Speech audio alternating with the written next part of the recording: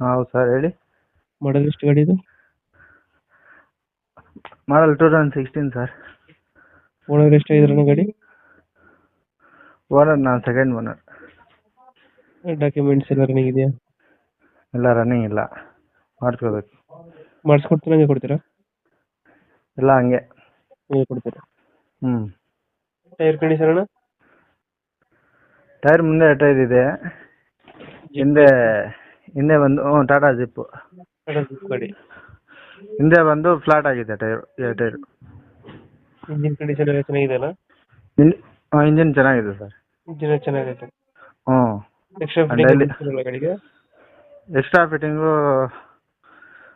Fitting ಏನಿಲ್ಲ sir, ಫೋಟೋಲ್ಲಿ ಇದೆ ನೋಡಿ ಅದೇ. BS3 ಬರುತ್ತಲ್ಲ ಗಾಡಿದು?